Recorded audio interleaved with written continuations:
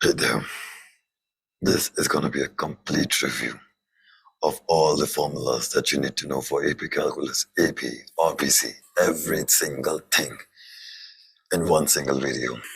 Let us get started. So this formula sheet has been compiled. I'll put the link in the description to the sheet.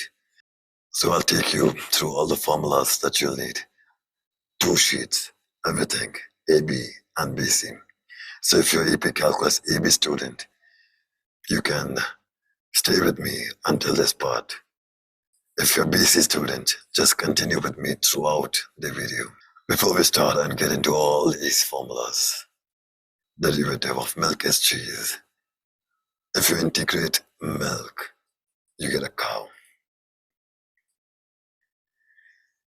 Here we go. So AB part, we're starting with first.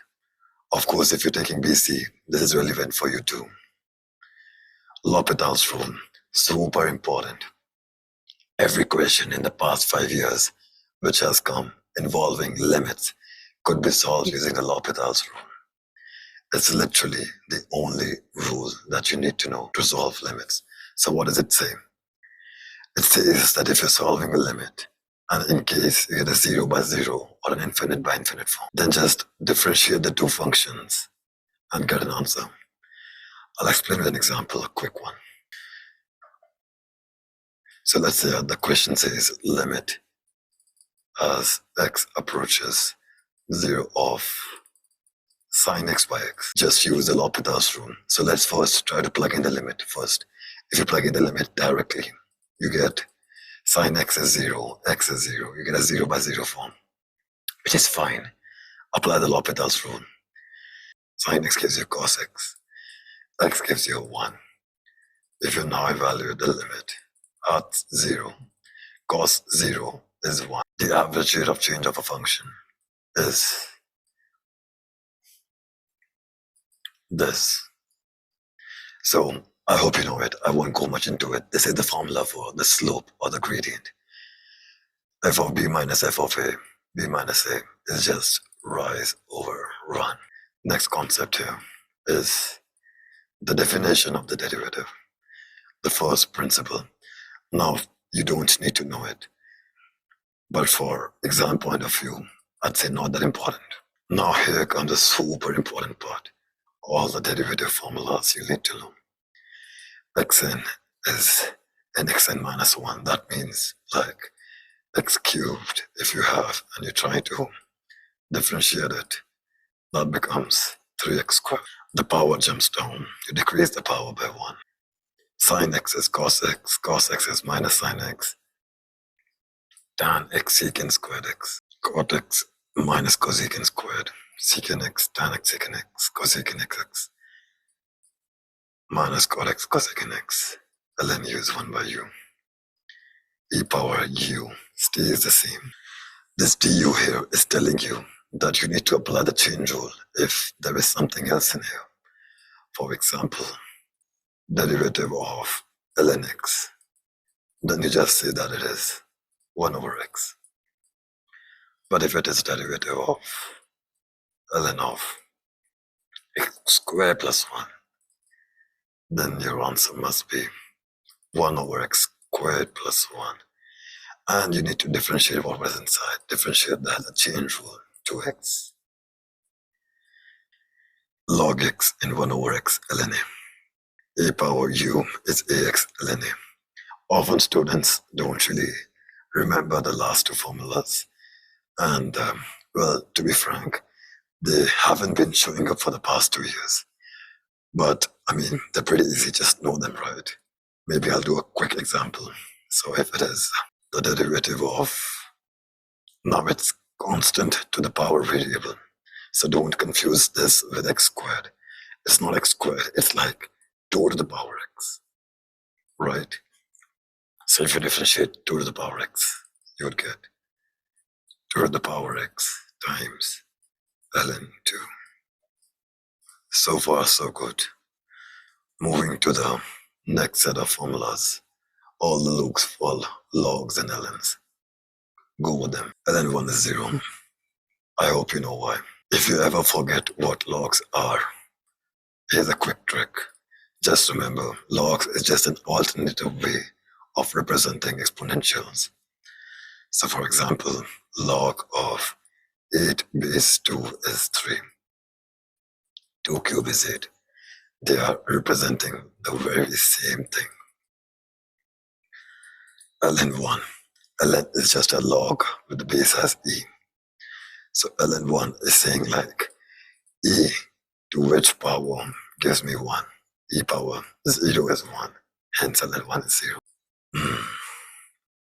The ingredients for differentiation: chain rule, product rule, quotient rule. Maybe I'll do a quick example. The chain rule here. Let's try differentiating the sine of x squared plus 1. So you'd first differentiate sine. So that's the answer here would be cos of x squared plus 1 times the derivative of x squared plus 1, which is just 2x. That's your answer. That's the chain. What about the product rule? Well, pretty easy. If the function is like d by dx of x squared times sine x, you just alternatively differentiate them. So your answer would be 2x sine x stays the same plus x squared cos x. Quotient rule. Let's look at it. So let's say that we have something like, we need to find the derivative of sine x by x squared plus 1. So you do this in one breath. Make a big line. Square the denominator. Copy it once again. Differentiate the numerator. Put a minus sign. Copy it. Differentiate denominator. And that's your answer. The quotient rule. Spell out easily. The mean value and rules theorem. Pretty important. Let me remind you what it was. So the mean value theorem says that if you have any old curve, like, let's say like, this is some curve f of x. If this function is continuous and differentiable, and let's say we are observing 2 points on this function. So this is a, so this must be f of a. This is b, then this is f of b. What the mean value theorem says here is that average slope between these 2 points must be equal to the derivative of a point C. So there must be a point C lying on the curve whose derivative, this is, let's say, point C. Then f dash of C is the average slope between these 2 points. Always, it's possible to find at least one C, because it feels like the derivative at that point could be the same as the average slope. The Rolle's theorem is an extension of the mean value theorem when f of a is f of b. So as in, if the function would have looked like this, if f of a and f of b are the same value, then the Rolle's theorem guarantees that f dash of c must be 0. So in this case, this could be the value of c. The derivative at that point is 0. It's a horizontal line. Next comes curve analysis. So you won't be asked about sketching in particular, but yes, of course, analysis to find local minimum, local maximum. First, you find the critical points by putting the first derivative as 0. Then you observe the sign change. If the derivative changes sign from negative to positive, that means it's a local minimum. Or you could use the second derivative test, which implies if the second derivative at that point is more than 0, if it's positive, then it's a local minimum, else it's a local maximum. Absolute min and max, you just check for the endpoints as well. So absolute minimum, maximum are local minimum and maximum plus the endpoints. So if this is a curve, absolute minimum maximum, to find them, you'll check for local minimum max and compare them with the endpoints. Whichever is the maximum value is the absolute maximum. The minimum of all these values will be the absolute minimum. Point of inflection.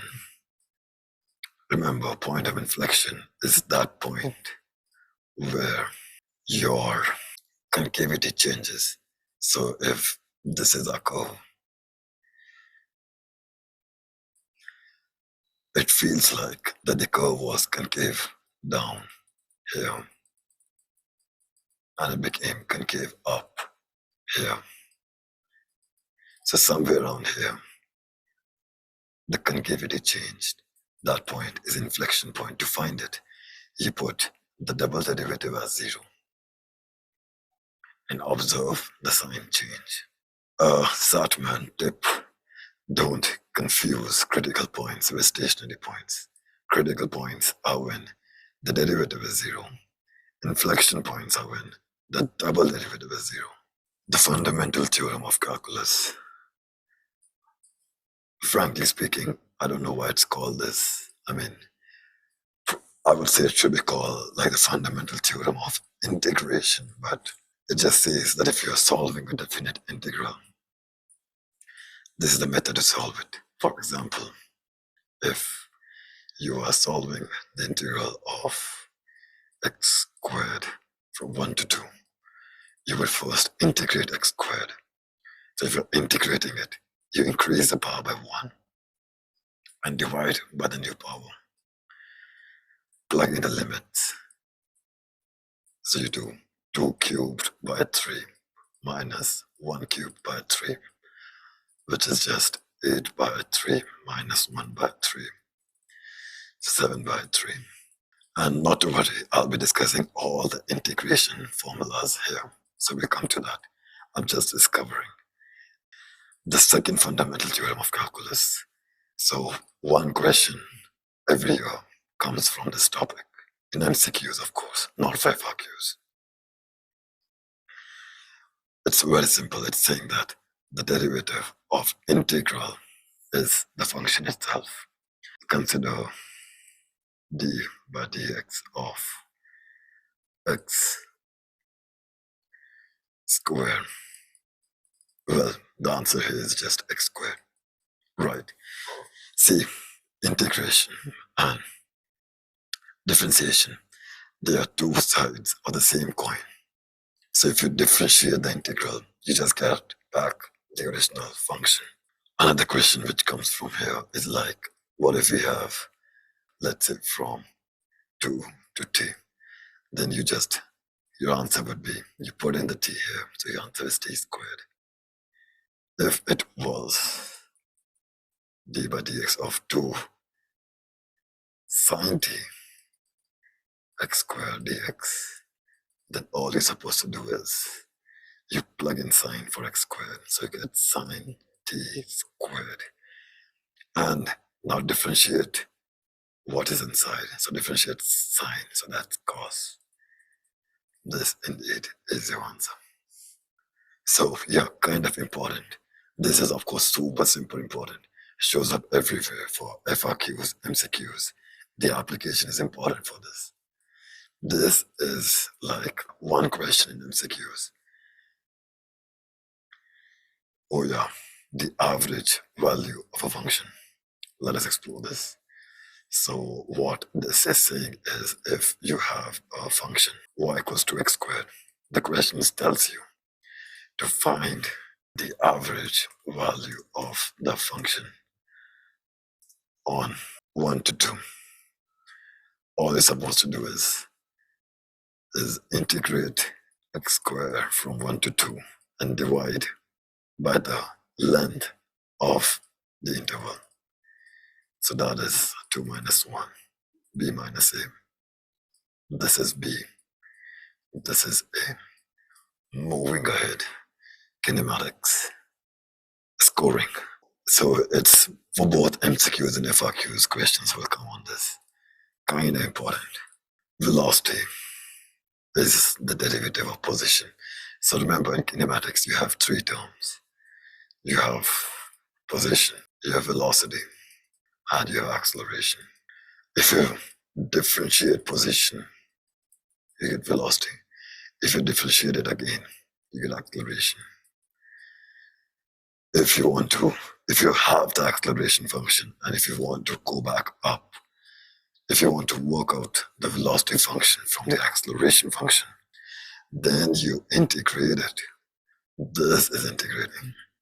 For example, if you know that acceleration is t squared plus t, then velocity must be t cubed by 3 plus t squared by 2 plus c. We integrated it. Often they'll give you some insight in the question to find the value of c. For example, like when time is 2 seconds is 3. So you can then plug in this back to find the value of c. X position can be this, y position is this. As in, speed is the Pythagoras sum of the x and y velocities, as in if you know that the speed is 3 meters per second horizontally and 4 meters per second vertically, then the final speed must be the Pythagoras sum. So it root of 3 squared plus 4 squared, which gives you 5. Similarly for distance, if you're finding the position, remember to add the initial position to the integral of velocity, right? We're almost done here. Integral of a polynomial like x squared.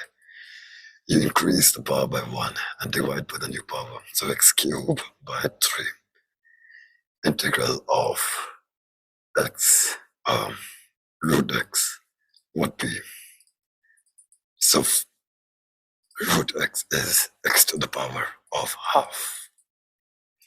So the integral here is x to the power 3 by 2. You increase the power by 1 and divide by the new power. 2 by 3, x to the power 3 by 2. If it's 1 over x, then you do ln. E power x is just e power x, a constant to the power x. So let's say 2 power x remains the same. The integral, you just divide by ln 2. Cos u is sin u. Sin u is cos u. Obviously this is u, but I hope you understand that this could be x. It's just a symbol, right? Cos x, cos u, same thing. Tan u is minus ln cos u. Cot u, look at these four. I'd give them 1 star. Kinda, you should know them. Once again, like Artmax, it will show up for 1 MCQ. So, not super important. Advanced integration identities. Remember that arcsine doesn't have a 1 by a. It does not have it. Last part, volume of revolution. The disk method. Remember, you're just integrating areas here, right? You're integrating circles. The area of circle is pi squared. A quick question that's due.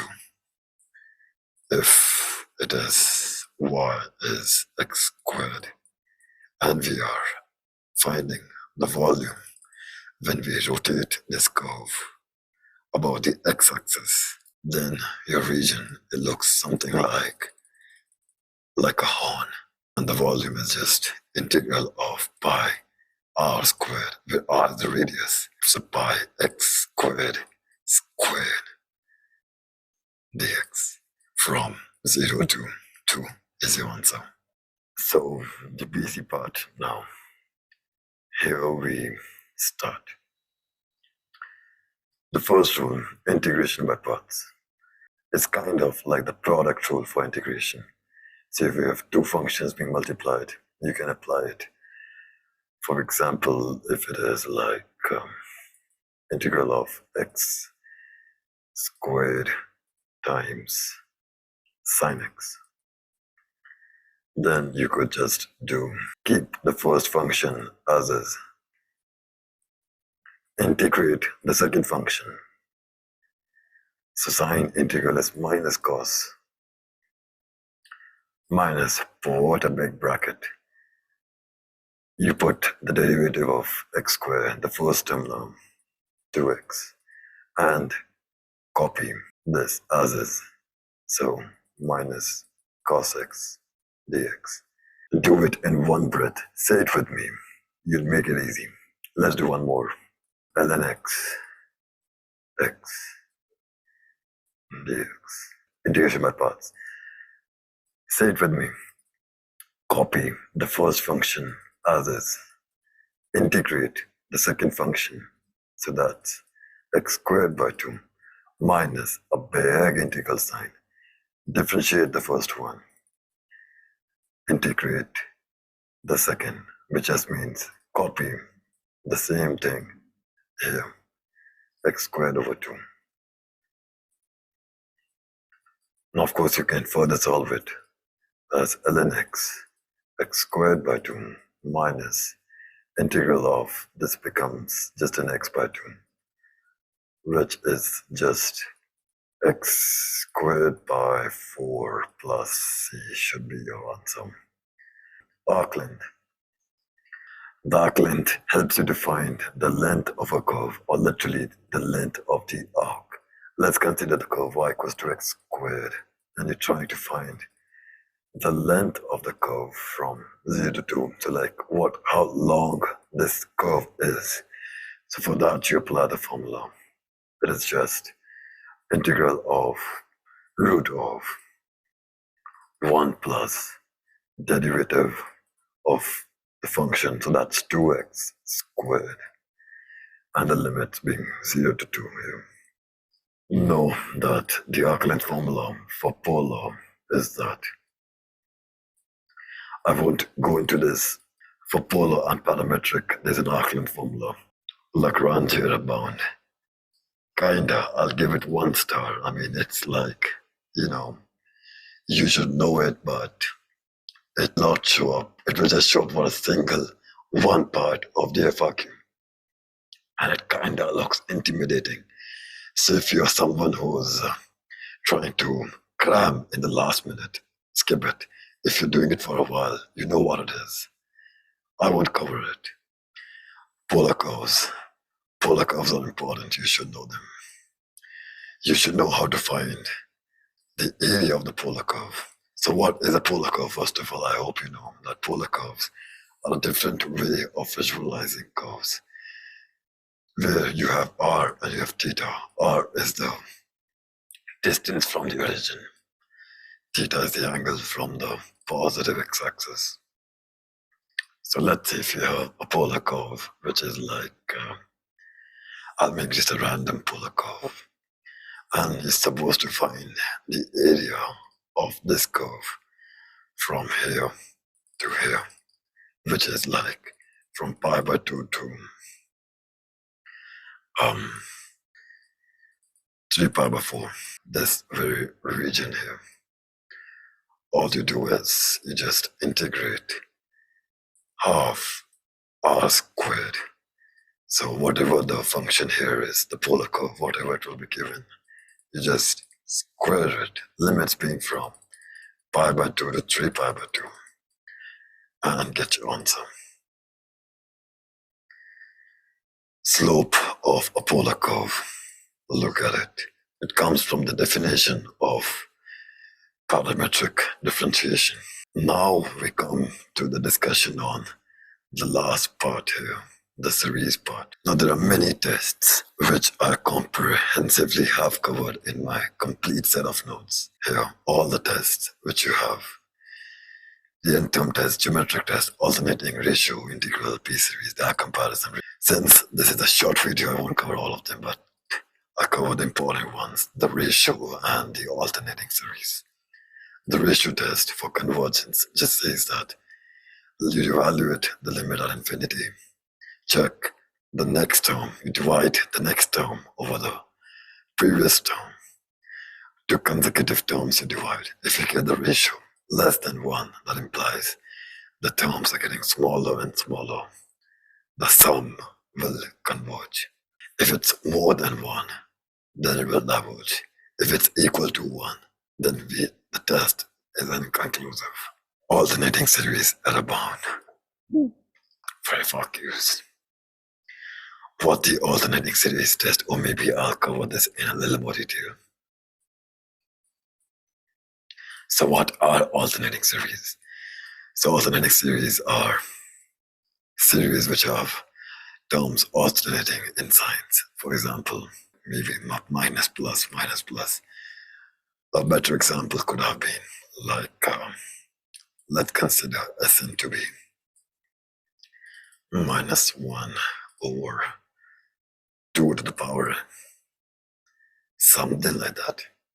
And it's going from 1 to infinity. So the terms here, they look like minus 1 by 2. If you plug in 1 by 4 minus 1 over 8 plus 1 by 16 and so on, that the error in the truth sum is less than the term that you eliminate.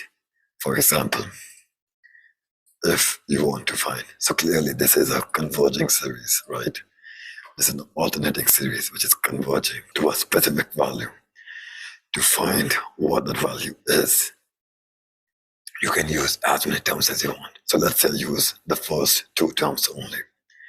So minus half plus 1/4 is just minus 1/4. So I can just say that this answer here is 1/4, and the error in approximating is less than 1/8. So the error is 1/8. So basically, I'm only 1/8 far away from my true value. So my true value is minus 1 by 4 plus minus 1/8. That's Sn. If you chose to use not 2, but maybe 3 values here, Sn is, I'll use 3 values this time. So that is like minus half plus 1/4. So that is minus 1/4 minus 8. So that's like minus 3/8.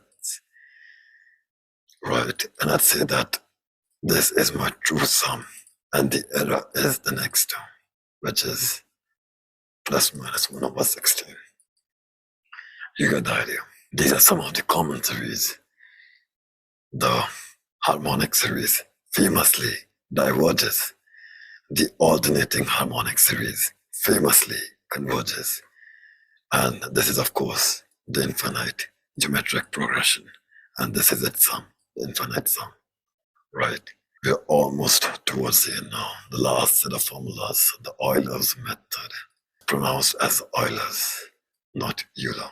Let me show you a quick question. So dy by dx is like x squared plus 2, and they're telling you 1, 2 is a point. They're asking you to approximate the value of f of 2 using 2 steps. What this means is that you need to find f of 2, but you don't have f of 2. So we have f of 1, which is 2. Since you have to do 2 steps, we'll have to first find f of 0.5, which is midway, and then f of 2. For f of 1.5, you'll apply this formula here. So it is f of 1.5 is just f of 2 plus dy by dx times the change in x, which is 0.5. Which just means f of 2 here is 2 plus the derivative at 1. The derivative at 1, right? Because that's the value we're trying to find it at. If you plug in it, you get 3 times the change in x, which is 0.5. So you get the value as 3.5. You can do it the same step again now. So f of 2 will be y old, which will be 3.5 here, plus the derivative at which value? The derivative at 1.5, because that was the value, the previous value. So 1.5, if you plug in here, you'd get 4.25 times the change in x, which is still 0.5, and you can find your answer. So I would rate 2 stars. 2-star topics are polar curves, Taylor series, and all the AP topics. So if you're a BC student, for you, and you're trying to cram everything in the last couple of days, polar curves, Taylor series, and all the AP topics are the 2-star things for you, which you should certainly look at. So this, and all the AP topics here is what you should thoroughly do. Logistic curves, I won't go into much detail. This is quite an explanatory definition here. Taylor series. Remember, Taylor series helps us to find the polynomial approximation for non-polynomials at some points other than 0. Taylor series at 0 are called Maclaurin. Some Maclaurin important functions that you need to memorize are here. It will save time. Shows up for FRQs. So e power x is just start at 1, x squared by 2. So keep increasing the power of 1 by 1 and divide by the factorials, 1, 2, 3, and so on. Cos x, super easy. Just start at 1, increase the power by 2 this time. So plus 2, plus 2, plus 2. Increase the power of factorials. Increase the factorials by 2 each time. Sine. But it starts at x. Increase the power by 2 this time. Hope you got it. Take a fresh page, write it down without looking at these notes. You should ideally be memorizing these two as well. And with this, I'm happy to tell you we have done all of AP Calculus, ABPC, and like quite an achievement. All the best. Get a 5. Remember that the cutoffs of getting a 5 are really low. You need to get around 70% to 75% to get a 5. Hope you get a 5. Bye-bye.